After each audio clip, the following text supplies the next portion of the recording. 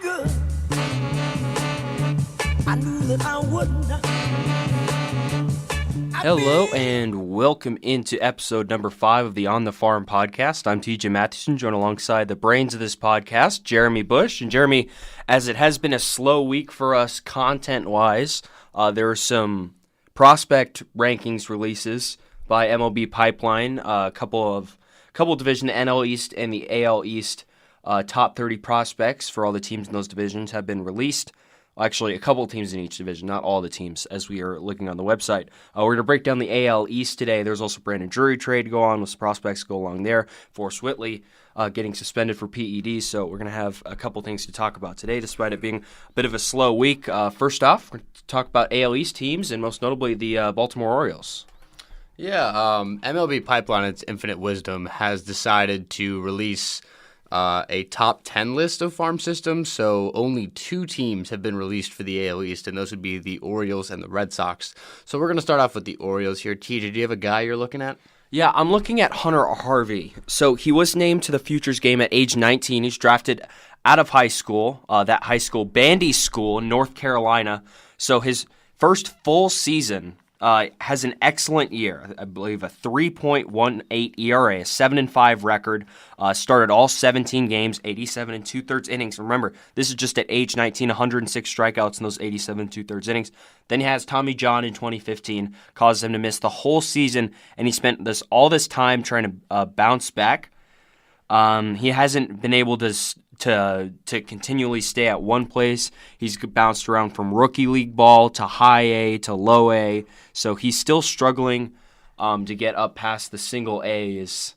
But here he is, ranked at number 4 in the Orioles farm system despite all of that. I think it's a pretty interesting story for a team like the Baltimore Orioles that can use all the pitching they can get, and especially young pitching, despite Kevin Gausman and Dylan Bundy. Their roster's not exactly young, and some dude like Hunter Harvey could really help them out, but then again, he's also been in the minor leagues ever since he's been drafted still, and at 2013 and now around age 23. You got to wonder if he's ever going to make it, but for me, that's the dude I'm looking at in the Orioles farm system. So I got 2 guys right now, and my first one has been a guy I've been high on for a long time. Had a 2020 season last year. He had 20 stolen bases, 21 home runs, and it's DJ Stewart. He was drafted in 2015 in the first round out of Florida State. He was an ACC Player of the Year, and he just had a great career at Florida State. Comes in Double-A last year for the Orioles. Obviously, his head in 2020. He had an average of 278. He is only in Double-A, but I think he could potentially make the jump to the majors this year. I think it'll be like a September call-up, but he definitely has the potential. He's ranked at 13, which I think is good, but also he has the potential to rise. And then another guy, he was an acquisition from the Yankees when they were trying to get money for Ohtani. Actually, he was part of the Rule 5 draft. Nestor Cortes Jr., he is now on the Major League roster. He's a 36th-round draft pick in 2013. He is a little bit shorter at 5'11", 205, but he went 7-4 with a 2.06 ERA last year through high A, Double-A, and Triple-A. So he made his way through the organization and has looked quite well so far, so he could be a guy to look out for to make the Major League roster, potentially to start the season. But overall, I agree with most of the spots here for the Orioles prospects, but we're going to move on to the Red Sox. TJ, anybody for the Red Sox? So looking at Cole Brennan, they note him as the best athlete and the fastest player in the farm system. So I have to believe, because this Red Sox farm system used to be absolutely loaded. And then what I call the Dombrowski effect took place, and all of a sudden, most of their top-tier prospects, pretty much the only, I would say, quote-unquote, top-tier prospect left in their system is Michael Chavis. The rest of them, it's pretty thin. So drafted second round in 2017, actually, the most recent draft, 63rd overall. He did break a bone in his hand, which caused him to fall out of the first round. He was getting first round looks, but ended up falling to the second round in his first in rookie ball. I believe that is rookie ball. He only hit .231 and 383 on base percentage, 246 slugging percentage, so not exactly what he's looking for there. And then they promoted him, I believe, to low A, and it was also not a good idea. He was even worse, batted .111, although did have a 385 on base percentage. So he is showing the youth, but it's also showing just being ranked 6th in this farm system and having those numbers, just how thin the Red Sox farm system is. I'm going to go with a different guy here, a person I'm not super high on at all.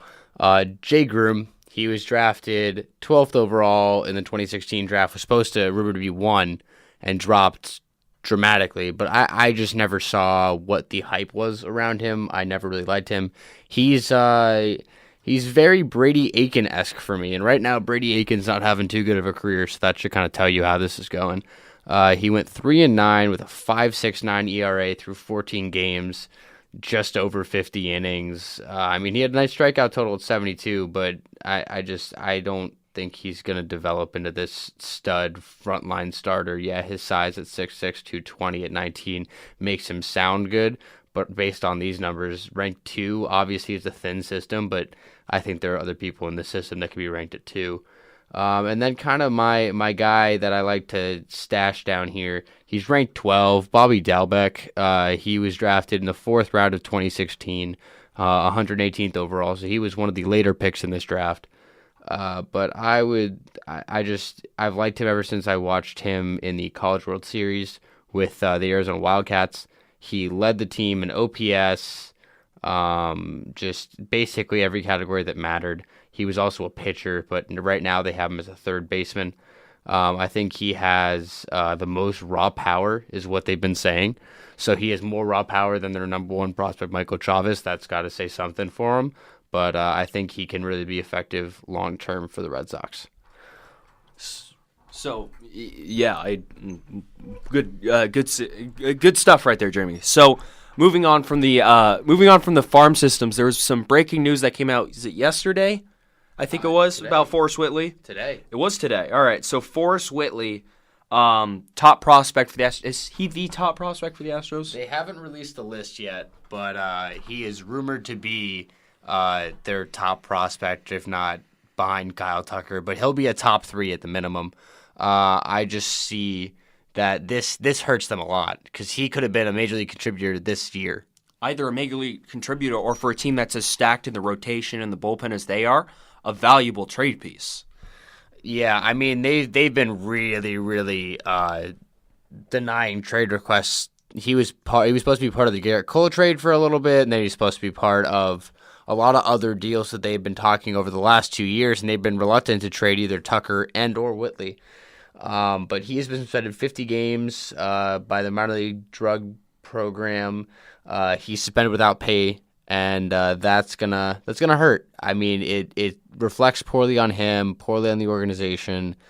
Apparently, he was driving back from a football game after his season had ended, and his friend, I guess, gave him some kind of unknown substance to keep him up, and that already sounds a little skeptical. Yeah, it doesn't sound great. So, I mean, it's just a poor look on him. He's a good pitcher. He had a great year. He made it up to Double-A. He just really had a consistent year. He had 143 strikeouts through 92 1/3 innings with a 2.83 ERA. I mean, that's really, really good. And he kind of screwed up by not, I guess, watching himself as much. He's come out and said that he knows it was wrong and he doesn't want to do it again. Obviously, he loves playing for the Astros and being a minor league baseball player. So the future still looks okay for him, but he's just got to watch it.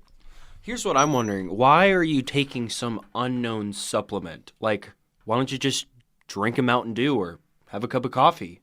Or like a Monster? Like, come on. Like, you got to be smarter than this. Yeah, I mean, my only defense for him is he's 20 years old. He's coming right out of high school. He's the top prospect in an organization. Sometimes you want to have that competitive edge. Obviously, it wasn't really even in a situation where he needed it, but just I mean, sometimes you're just stupid. You don't think about it. He's 20 years old. we're 19 and probably soon to be 20. 20 in a week. I can see a way where that happens, but at the same time, it's something where it's going to take some serious development on his part, both emotionally and just getting back to being on the team. But, I mean, it's sad. It really is. Moving on to our next topic here. There was a three-way trade. God, the Yankees love doing three-way trades. But this time, instead of adding the Tigers, they've done the Yankees, the Diamondbacks, and the Rays this time. I mean, it was for something that we're going to touch on in just a few minutes, the Diamondbacks. This one came at a bit of a shock to me. I pretty much saw Steven Souza as a Ray for life. He seemed to fit pretty well there. But ended up, so Steven Souza Jr. goes from the Rays to the Diamondbacks here in the desert, presumably to fill the hole left by J.D. Martinez, which is understandable. I guess you could, if you look at it, you could say Souza is kind of like a J.D. Martinez. Not going to hit for quite that high of an average. He's going to strike it a little more. But the power, in my personal opinion, is around the same for those two. So second base prospect Nick Solak goes from the Rays to the Yankees. Brandon Drury, second baseman for the Diamondbacks. There's a bit of a log jam between Chris Owings, Brandon Drury, and Nick Ahmed. So Diamondbacks cleared that out. So now they have their clear starting second baseman and shortstop. So Drury goes to the Diamondbacks to the Yankees. Starting pitcher Anthony Banda, a prospect in the Diamondback system, goes to the Diamondbacks to the Rays because, of course, it wouldn't be the Rays if they weren't asking for more pitching. And then Taylor Widener goes from the Yankees to the Diamondbacks, and then two players to be named later will go from the Diamondbacks to the Rays. Jeremy, I want to get your take on this trade. I really like it from all team standpoints. I think it ended up being a fair trade for everyone. The idea that Steven Souza goes into Chase Field is very enticing. He had some long homers there. Yeah, no, he'll be really, really talented there. I just think that you needed to make a move on from JD after you lost him. Gerard Dyson, when they signed him, I was a little apprehensive, like, where's this going? Obviously, now he's their fourth outfielder, and he's going to be sweeping up any kind of ground ball that comes in play.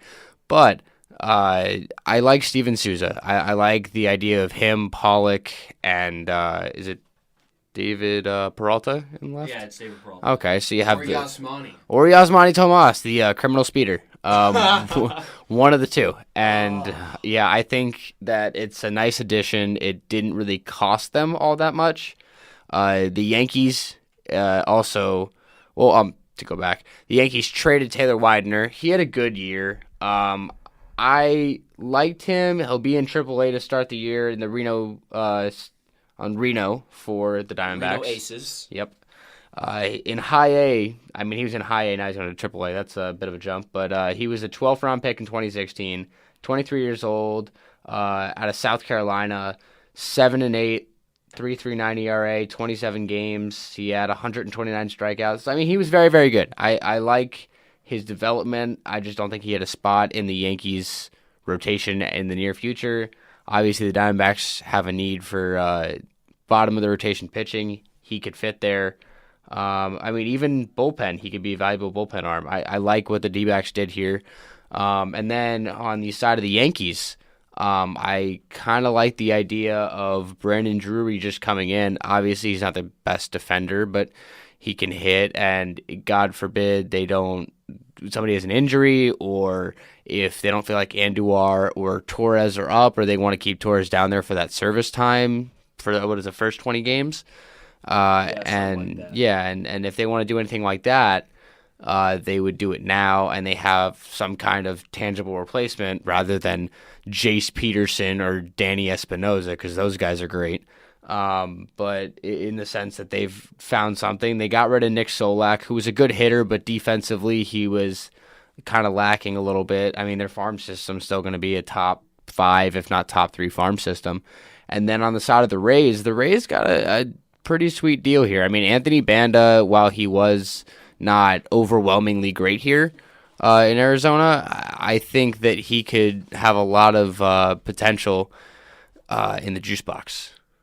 And I think that could change his career. He's still young. He's 21 years old. I don't want to put a label on him of good or bad yet. I want to see what the Rays pitching staff can do with him because they've developed a lot of good guys, and we'll kind of see where it goes. But Nick Solak will be nice for their farm system, just a nice hitter.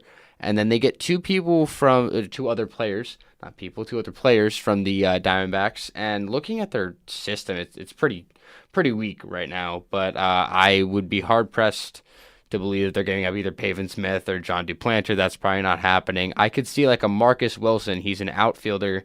He was ranked 8th last year. He shot up the rankings. He in A-ball hit 295, 9 homers, 54 RBIs, walked 55 times, stole 15 bases through 103 games.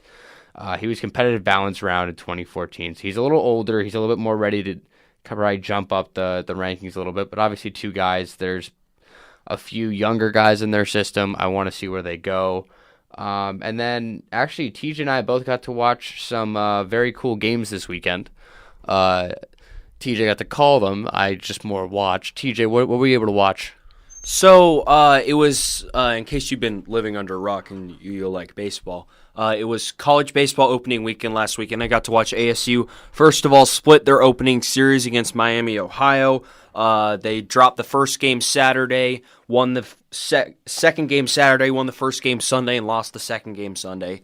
So a 2-2 week. It was pretty much, the way they played, they deserved to go 2-2.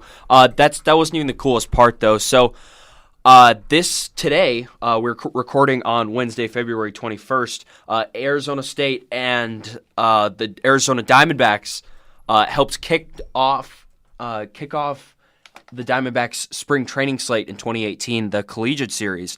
So today, Arizona State and the Diamondbacks played at Salt River Fields, a 7-inning exhibition game today. I got to see, of course, ASU play. So it was weird so I'm going to start on the ASU side. They played mostly backups. We saw Hunter Bishop start. We saw Alika Williams start. But besides that, it was all backups in the starting lineup.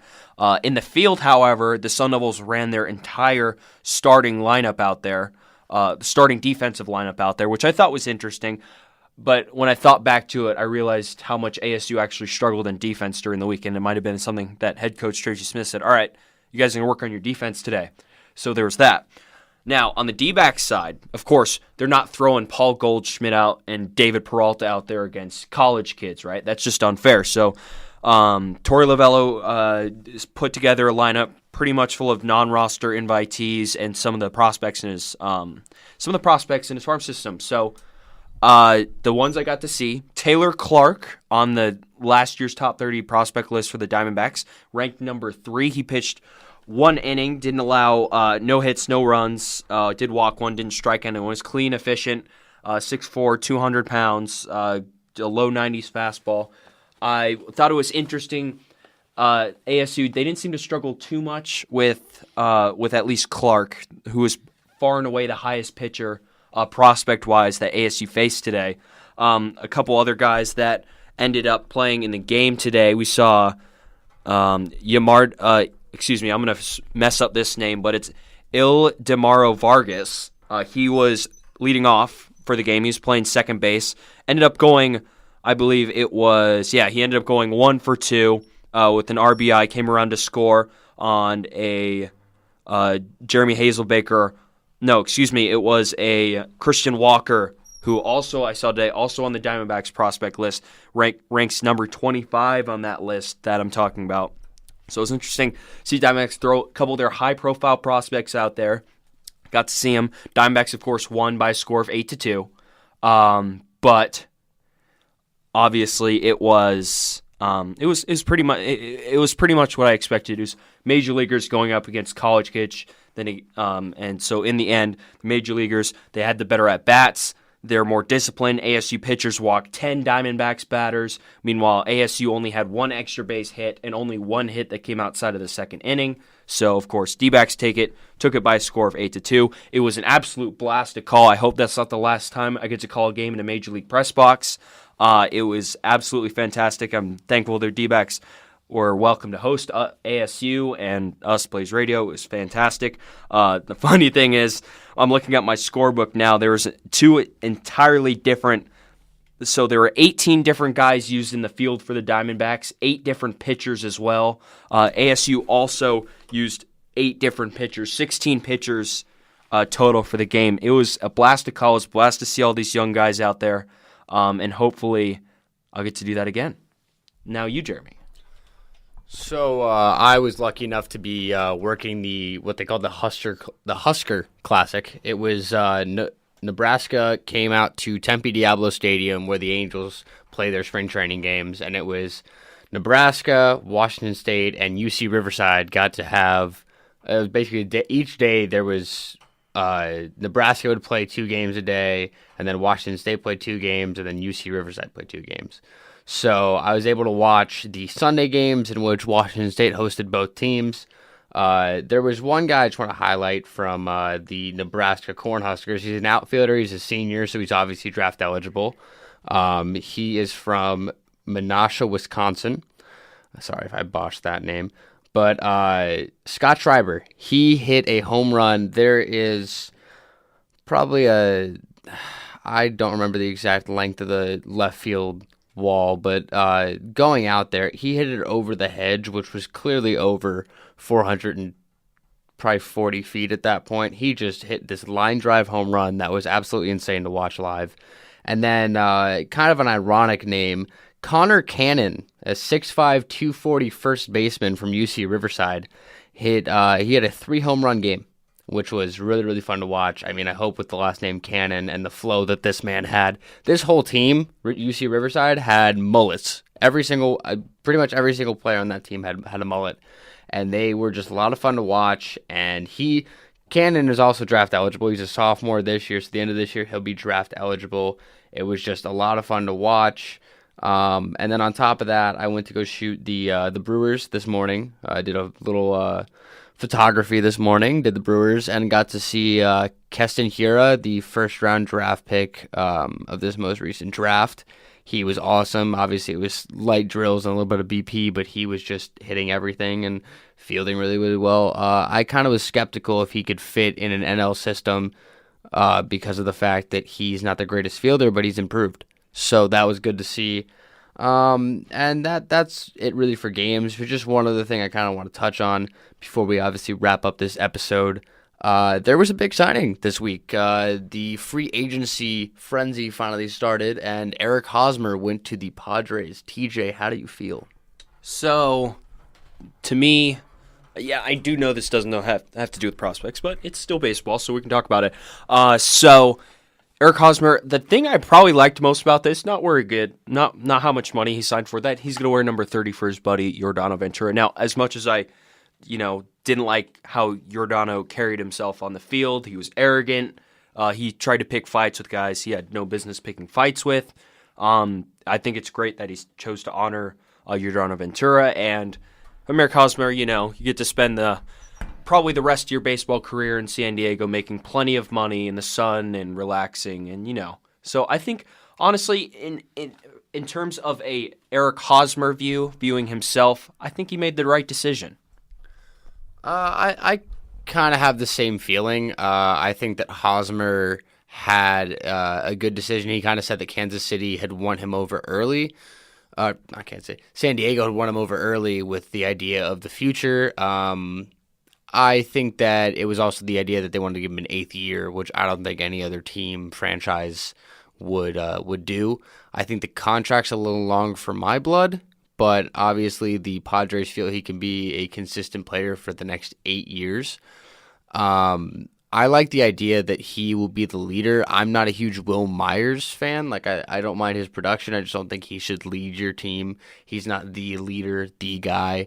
Eric Hosmer led a team, I don't want to say ragtag, but a team that was not supposed to make a serious playoff run, made a wild card run to the World Series, lost that year, and then came back the next year and won. He's able to lead a team, and I think with prospects like Fernando Tatis coming up, Luis Urias, with guys like Manny Margot, who's kind of younger, Hunter Renfroe, Austin Hedges, there's a lot of guys, pitching-wise even, Anderson Espinoza, Cal Quantrill, Mackenzie Gore. There's just a deep, deep Padres farm system, and I think that his leadership could lead them to some playoff runs in the future. Do I think that happens this year or next year? Probably not.